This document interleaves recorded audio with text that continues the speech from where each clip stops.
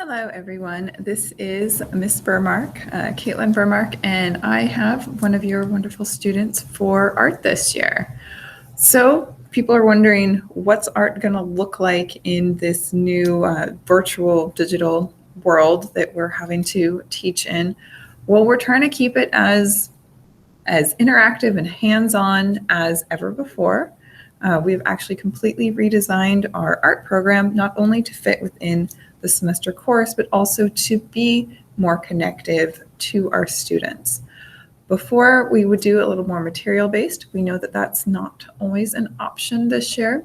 So we have looked at a lot of different learning programs over the summer, and we've come up with actually a much more cultural diverse program, working through one lesson per week on either a different culture or a different style, and still allowing students a lot of freedom of choice and ways to express themselves and show either what they're feeling or their connection to the community or themselves or their families, all of those good things in their artwork. So that's kind of going to be art in a nutshell this semester. So I hope your student enjoys it and they share their work with you. I'm going to go through just a couple quick procedural things so you kind of know how class is going to look, and tell you a little bit about me too, so you'll know a little bit about me and see some of the questions that were asked of your students. And I look forward to seeing their work because I find out a lot about them just by viewing their artwork. So I'm going to show you a bit of a presentation, and we'll switch back and forth because I know watching PowerPoints is not fun all the time. So, essential questions for art. Number one, how do you make art? If you're brand new to art, you might not know what to do. Well, this is the place to find out how to do that. Why do you make art? And then finally, what does it mean? So as I said, this school year we know is different. It's going to be a different experience.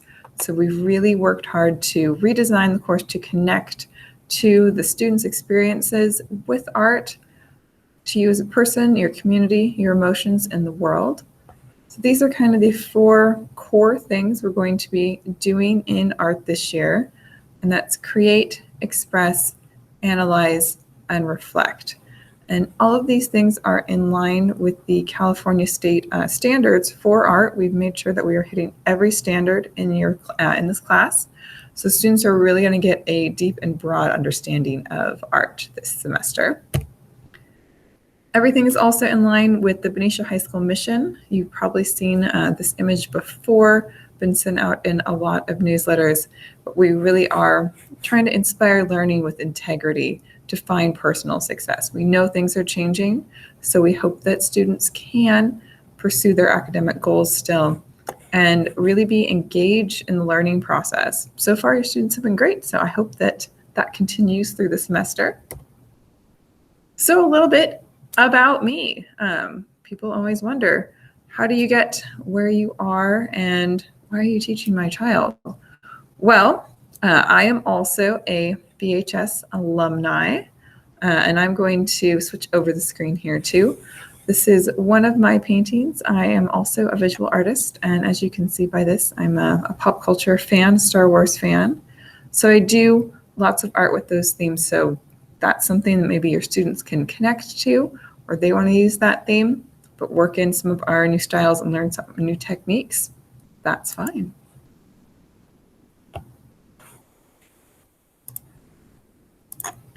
So, as I said, I am also a BHS alumni.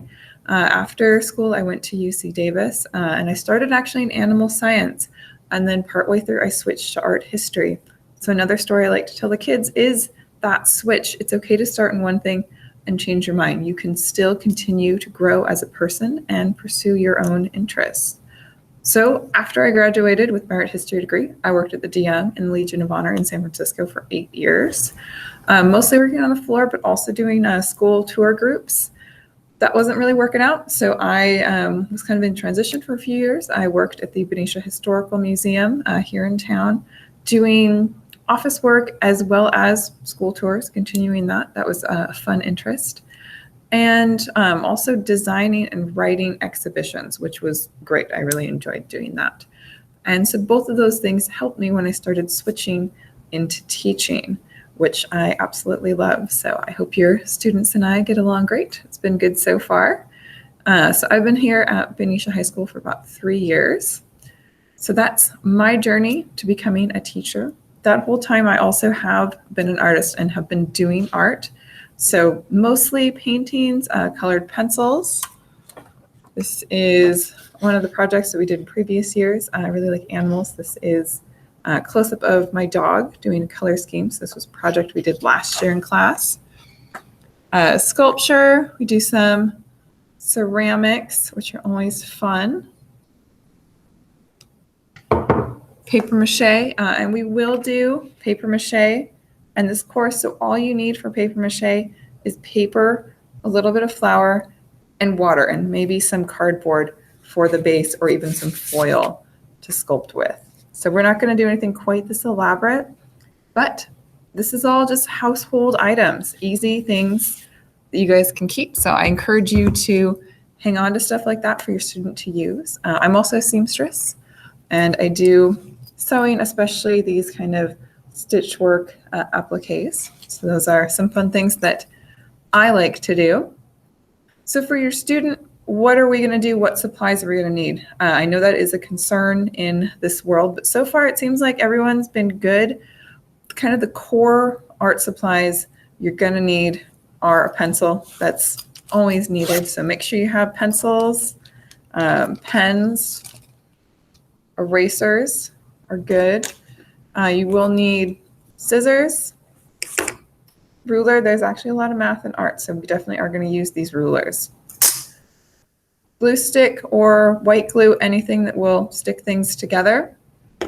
Colored pencils. It seems like most people have had them, but if that is a concern, please do reach out. But make sure you have some colored pencils. You don't need a big thing like this, but try to have at least 12 colors. And then the other most important thing is either a sketchbook or just plain printer paper, but not anything with lines. That's not really gonna work so well. You do need to have just some nice white blank paper. Again, if you don't have a sketchbook, just printer paper works perfectly for this. So those are the essentials for art. I'm gonna flip it back to the slides just so you can kind of see what a typical day, a typical week is going to look like, so that you and your student can both kind of plan your schedules accordingly. Typical week in art, we're going to start every day with a daily sketch skill. And these are all just little drawings, a couple inches, that are introducing a new skill or a new technique or review in some cases. And that's also how I'm taking attendance. So please make sure that your student gets those in. Those are always due at the end of the class period. They're only going to get graded once a week, but each day is due at the end of the class period. Next, on Mondays, we will introduce the new lesson via Google Meet. I like using that one for our video meetings. And that's going to take about 30 minutes. We'll go through examples, do modeling, have time for questions, etc. And then the remaining hour or so is time for the students to start working on their projects. Students are allowed to leave the meet after that if they would like. They're welcome to stay on and ask questions. Sometimes I will schedule meetings if I need to talk to individuals or groups, or if you think you would like to talk during that time, or on Fridays when I set up office hours, you're welcome to do so. Tuesday, similar, start with their daily sketch skill. Then we're going to do check-in, have students show what they did on Monday, and continue with the lesson. Maybe it's just they need more time to work on it, or this is the next part of the lesson. Each day is going to build on the next. So Wednesday is going to look very similar to Tuesday. Thursday is going to be similar, and it's going to be the wrap up from Monday's assignment. So students will have lessons that start Monday and then are due on Thursday, and that's going to be every week. And then Friday, since Fridays are a little different, Friday is going to be our day where we spend a little more time on that analysis or that critique of art. And students will have a shorter assignment that we talk about on Thursday, but then is due and assigned for Friday. This might be art analysis. This might be a critique of your work or of a historical artwork. It may be group work. It might be a virtual museum scavenger hunt. It's going to be different week to week. That will always be posted and gone over on Thursday.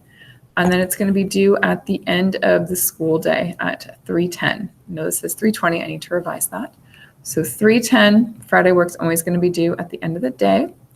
I will spend time on Fridays doing grading as well. So you may not see grades come in Monday through Thursday, but grades will come in on Friday.